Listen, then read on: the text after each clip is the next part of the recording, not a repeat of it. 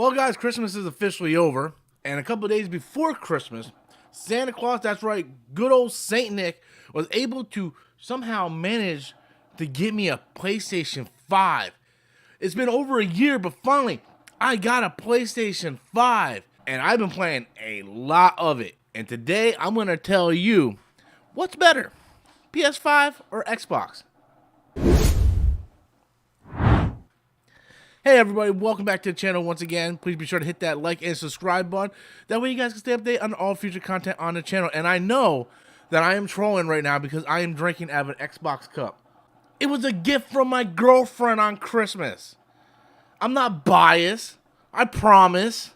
Now, before I actually dive into this video and start talking about the pros and cons of both consoles, I just want to state the obvious here, that this is just my opinion. I'm not telling you to like one console over the other. It's gonna come down to personal preferences. If you are a massive PlayStation fan, no matter what I say, you're gonna be a massive PlayStation fan by the end of this video. If you're Team Xbox, no matter what I say, you're gonna be on Team Xbox by the end of this video. It comes down to your personal gaming preference. So with that said, let's jump in to the pros and cons of both of these next-gen consoles. And the one thing I really do like about the PlayStation 5 is the library of exclusive games that you can get right off the bat. Games like Final Fantasy VII Intergrade, Deathloop, Demon's Souls Remake, and even older gen games like God of War. To say that PlayStation doesn't have a massive library of exclusive content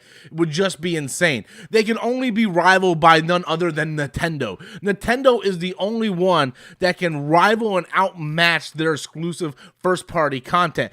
Microsoft doesn't really have that.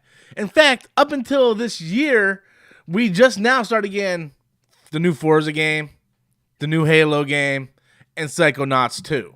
But where Microsoft makes up for all that is with Game Pass. And I know you guys are probably rolling your eyes right now, and if you haven't experienced Game Pass, then you're not really going to get the gist of what Game Pass actually is. Game Pass is Netflix for video games. You go, you pay a $10 a month service, there's literally hundreds of games on the service that you can just download. Big AAA games like Halo Infinite and Forza Horizon 5. These games are available day one. Psychonauts 2, available day one. You don't have to rush to the store to pick up a Demon's Souls on launch day for $60 to $70. Because if it's a Microsoft exclusive, it is on there day one. Day and date. It's so easy, convenient. I didn't have to worry about pre-ordering Halo Infinite. It was there day one. I downloaded it on Game Pass and I was able to play it. And not only was I able to play it, I was able to play it on my TV. I was able to play it on my PC with the Game Pass on the PC. And I was even able to play this thing on my phone. So, Game Pass, I feel, and it's no excuse for the lack of exclusives that Microsoft has, because the lack of exclusives that Microsoft have is kind of laughable, especially when they have big game developing teams like Bethesda, Rare. Like, there's no reason why we're not getting more exclusive content. They have bought a lot of studios, and I know it takes time from buying the studio to getting stuff out, and I'm going to give them a year to kind of show me, like, what do you have? I know we have Hellblade 2 coming out. It looks fantastic. Hellblade 1 was a multi-plat game. Hellblade 2 is coming exclusively day and date on Game Pass to Xbox, and I'm really excited for that. But right now, when we're talking about just games to play, if you're looking for exclusive games, I mean, look no further than the PlayStation 5 when it comes to exclusive games. But if you're someone who likes multiple generation games, then Xbox might appeal to you. You can play games like Dead or Alive 3 on the original Xbox. You can play Left 4 Dead on the Xbox 360 or Halo 5 on the Xbox One, including games that are on the next gen. Games like Halo Infinite, Forza Horizon 5. Like these games, and not only that, what I like what Microsoft is doing, not only do they open up the library of all past generation games, but these games have all been optimized for the Xbox Series X and the Xbox Series X. So if you play something like a Dead or Alive 3, this is going to be played at the highest resolution possible. It's not going to look like the same game that you played when you first bought this thing. No, they really went out of their way to optimize all these games for the next generation of consoles. And a lot of these games are available day and date on Game Pass.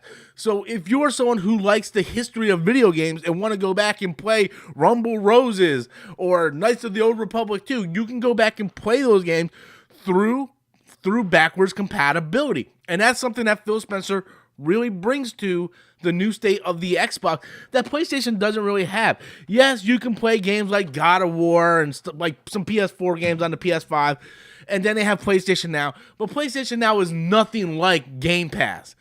And Game Pass is really, and this might sound like it's not important, but Game Pass is a very important component to what makes Xbox and the ecosystem great. Like I said, I can sit on my couch and play my Xbox right on my 4K TV. Or if I feel like, hey, I want to stream, I can jump onto my PC and resume right where I left off on my Game Pass on my PC or through xCloud on my PC. And then if I'm tired, I want to go to bed, and I'm having a hard time sleeping, I can pick up right where I left off on Game Pass on my mobile device. So Microsoft really gives you the ability to play your games anywhere, whether you want to be comfortable in front of your couch, streaming on your PC, or on the phone in your bed. You can do that anywhere. And yes, PlayStation has remote play and all that, but it has different options. So when it comes to games, when you're looking at PlayStation and you're looking at Xbox, it's really what you want, right? I will always play these exclusive games on PlayStation. But when it comes to third-party games that are on multiple consoles, I will always gravitate to the Xbox. And the reason for that is very simple. You play something like Far Cry 6 on the PlayStation, you can play at 4K, 30 frames per second. Or you can play at 1080p at 60 frames per second.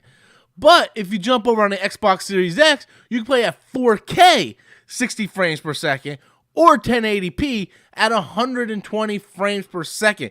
It is a much more stronger machine when it comes to performance and what you can get out of the games. It's not PC level, but it's surely like that entry level there where you can get the highest performance you want. If you are a fan of NBA 2K, Madden, or any of these Call of Duties, Battlefield, you are going to get better performance and better looking graphics if you play it on the Xbox Series X. That is not me being a fanboy.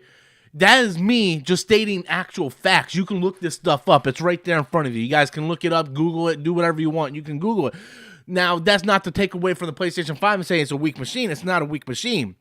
Playing Miles Morales at 60 frames per second with ray tracing on is, oh my God, it's amazing.